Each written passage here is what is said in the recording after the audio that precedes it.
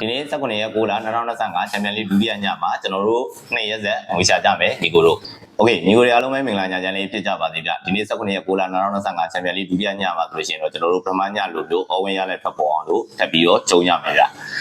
ကျွန်တော်ဒီနေ့အတွက်ကျွန်တော်ချန်ပီယံလိပွဲစဉ်တွေကကျွန်တော်လီဗာပူးနဲ့တီကိုတို့ရဲ့ထိပ်တိုက်တွေ့ဆုံမှုပွဲစဉ်လေးကိုသဘောကျတယ်ဗျဒီပွဲစဉ်ရဲ့ဖွင့်လှစ်မှုကိုကြည့်မယ်ဆိုလို့ရှိရင်ဒီလီဗာပူးအနေနဲ့ကဘော်ဒီဈေးကို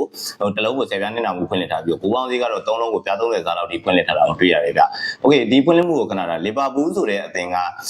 ညီကိုတို့ကျွန်တော်တို့သိကြတဲ့အတိုင်းပဲဗျချန်ပီယံလိပြေးလမ်းပေါ်မှာလုံးဝ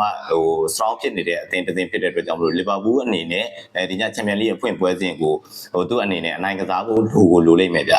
ဘက်ကကျွန်တော်တို့တီကိုပြန်ကြည့်မယ်ဆိုလို့ရှိရင်လည်းတီကိုအနေနဲ့ကလည်းတီကိုရဲ့ပထမဆုံးပြောချင်တာကခံစစ်ဗျတီကိုရဲ့ခံစစ်ကကလပ်ပွဲ၄ပွဲကစားခဲ့ပြီး၄ပွဲမှာ3ပွဲထိတော့မှကိုကခွင့်ပြုခဲ့ရတာဗျโอเคပြီးတော့တီကိုရဲ့တိုက်စစ်ကတော့၄ပွဲကို၄ပွဲသလုံးကိုရခဲ့တာဖြစ်တဲ့အတွက်ကြောင့်မလို့ဒီညတီကိုရဲ့တိုက်စစ်ကလည်းလီဗာပူးကို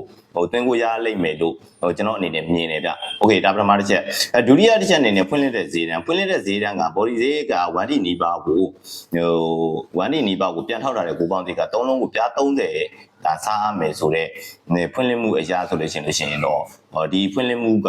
အောက်တင်းဖြစ်တဲ့တီကိုလည်းကိုပေးထားတဲ့သဘောမှရှိနေဗျဆိုတဲ့အခါမျိုးကျတော့လီဗာပူးအနေနဲ့ကလည်းအနိုင်ခံရမယ်ဗျ